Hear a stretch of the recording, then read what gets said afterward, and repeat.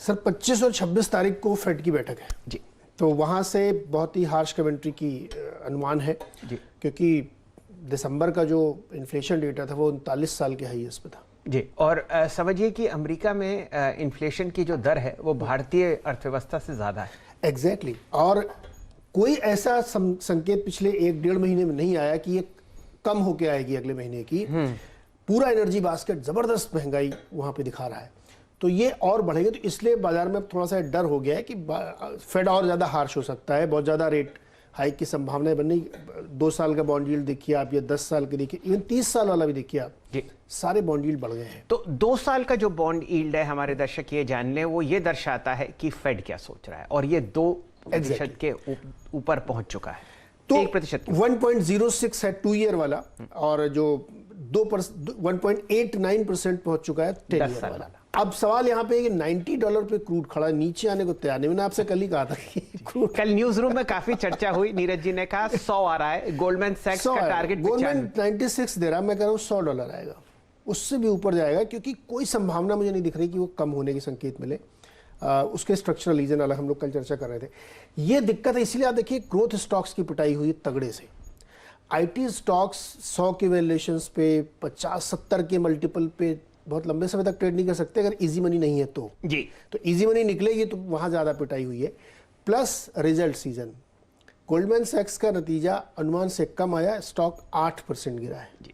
और अगली कमेंट्री 1-2 साल की आ रही कि इस तरीके का, कहते हैं अच्छे दिन अब इतने नहीं रहेंगे कि हमेशा यही चलता रहेगा। बिल्कुल। तो रियलाइजेशन हो रहा है, इसलिए पूरे मार्केट में वहाँ पे सेटअप चेंज हुआ है। तो क्रूड फेवर में नहीं है, बॉन्ड यील्ड फेवर में नहीं है, मार्केट के रिजल्ट्स फेवर में नहीं है। और सबसे विडंबना की बात देखिए कि इन्फ्लेशन कम करने के लिए प्रयास के संकेत मिल रहे हैं, इसलिए बाजार गिर रहा है, लेकिन गोल्ड $1800 के ऊपर ट्रेड कर रहा है। जी जी, बस वो फियर इंडेक्स वापस आ गया ना। आप देखिए इजी मनी आपको क्रिप्टो करेंसी में बहुत तगड़ी रैली दे रहा था पिछले 1-1.5 साल से, वो भी आपको हल्की सी धूमिल होती हुई दिख रही है।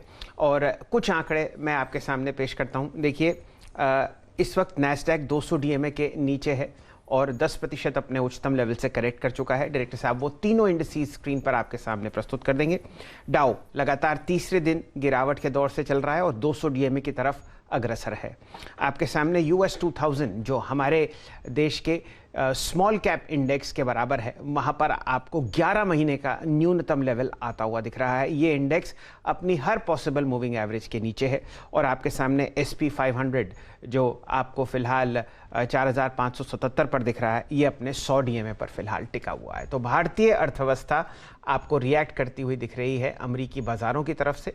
और ये जो हम लोगों ने एक बहुत शानदार रैली सजोई थी निफ्टी पर और बैंक निफ्टी पर पिछले 20-25 ट्रेडिंग सेशन में, इसमें अब आपको मुनाफा वसूली शायद आती हुई दिखे। वीरेन जी को जोड़ते हैं आपके सामने। कुमार साहब बहुत बढ़िया चार्ट निफ्टी का प्रस्तुत है। ऑलमोस्ट आप देखिए बहुत ज़बरदस्त सेलिंग प्रेशर हम लोगों ने कमाई के अड्डे में देखा। बचे हुए आधे घंटे में काफ़ी बिकवा लिया। अगर कल बैंक ना होते निफ्टी में तो ये मंजर ज़रा और दर्दनाक होता। बताइए कॉल्स और पुट्स के आंकड़े क्या कहते हैं, क्या आपकी रणनीति है और कहां पर आपको निचले लेवल्स पर सपोर्ट्स दिखते हैं? जय शैल जी, देखिए कल एक बेहद ही अच्छा सेशन था। अगर 2 बजे से पहले आप देखते हैं क्या निफ्टी बैंक का मूव था। निफ्टी ने अगर आप देखिए ऑलमोस्ट आपकी 18300 की ट्रैजेक्टरी को रीअटेम्प्ट किया मॉर्निंग हाइस के बाद, लेकिन 2 बजे का डैमेज काफी सीरियस था। मेरी अप्रोच कल की अगर आप देखिए काफी लॉन्ग की थी। मैंने 2 बजे भी अपनी कमेंट्री में लॉन्ग ही बोला था, लेकिन मेरा कॉन्फिडेंस था 18200, जहां पे बहुत स्ट्रांग पुट राइटर्स खड़े थे, और मेरा एक कॉन्फिडेंस था 18666, जो कि वॉलेट हो गया कल क्लोजिंग में। तो आपको तरीके से एग्जिट हो जाना चाहिए था। मेरा क्लियर मॉर्निंग में अप्रोच था, हम बाय करेंगे, बाय डिप्स की अप्रोच रखेंगे till the time we are holding above 18200 18166। लेकिन एक व्यू और था कि मैं शॉर्ट नहीं करूंगा। क्लोजिंग में भी अगर आप देखेंगे कहा कि जब तक 18000 वॉलेट नहीं हो जाता।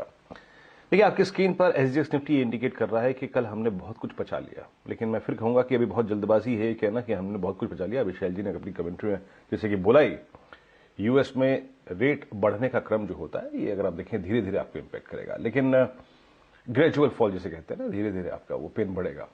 तो कैसे अप्रोच करें? देखिए FIs के स्टेट्स खराब है, इसमें कोई दुराय नहीं है, और 1254 करोड़ रुपए की सेलिंग है, 220 करोड़ रुपए की DIs की सेलिंग है। उनकी सेलिंग को एब्जॉर्ब करने के लिए DIs की बैंक नहीं खड़ी है। तो ये डाउन साइड खोल रही है। बाकी अगर आप देखें इंडेक्स को एडवांटेज मिल रहा था अब तक, एक सेक्टर से पैसा निकल के दूसरे सेक्टर में जा रहा था। कल फार्मा में एग्जिट था, कल अगर आप देखें एफएमसीजी में एग्जिट हो रहा था, कल बैंक्स मोमेंटम दे रहे थे। तो वही चीज अब तक बाजार में हो रही थी। एफआईज के आंकड़े डेरिवेटिव्स में भी खराब है। 205 करोड़ रुपए की सेलिंग इंडेक्स पे 566 करोड़ रुपए का स्टॉक फ्यूचर बेचा, 18,000 कॉन्ट्रैक्ट शॉर्ट किए। तो आंकड़े तो खराब है शैल जी। लेकिन मेरी अप्रोच क्या होगी, देखिए जो मैंने कल क्लोजिंग में कहा था कि मैं अभी शॉर्ट नहीं करूंगा शैल जी। देखिए इतना अच्छा मोमेंटम हमने प्ले करा शैल जी, 17,100 से लगभग 18,300, एक वाइल्ड 1200 पॉइंट का हमने स्विंग लिया। आई थिंक मैं थोड़ा सा शैल जी वक्त लूंगा कि यहां पे पुट लें या फिर निफ्टी को शॉर्ट करें। उसके दो कारण हैं। मंथली कॉन्ट्रैक्ट में और वीकली कॉन्ट्रैक्ट में 18,000 की पुट्स बहुत बड़ा ओआई होल्ड करती हैं, और कुछ इंपॉर्टेंट स्टॉक फ्यूचर्स अब तक कोलैप्स नहीं हो रहे हैं, और आज बजाज फाइनेंस के स्ट्रॉन्ग नंबर्स पे हमें रिएक्शन देना है। तो शैल जी मैं वेट एंड वॉच की रणनीति रखूंगा। जब मेरे को दिशा का अगर आप देखें बहुत स्ट्रॉन्ग सेंस नहीं मिल रहा है तो मैं वेट करके थोड़ी सी अगर आप देखें स्थिति को समझकर फिर अगर लेनी होगी तो मंथली पुट लेंगे या फिर कोई कॉल लेंगे पुल बैक के लिए, वीकली कॉल। लेकिन इन रेंजेस में क्योंकि 18,000 की पुट स्ट्रॉन्ग ओआई होल्ड करती है वीकली और मंथली कॉन्ट्रैक्ट में, और जिस प्रकार की 18,300 400 पर राइटिंग हुई है, आज खुलते ही साथ इन लेवल्स पे एक ट्रेड रिकमेंड करना मुश्किल होगा। मिड सेशन में पोस्ट ओपनिंग में एज पर द डेटा कोई ट्रेड मैं एक शॉर्ट टर्म प्रोस्पेक्टिव से लूंगा। शैल जी वो टू यू। चलिए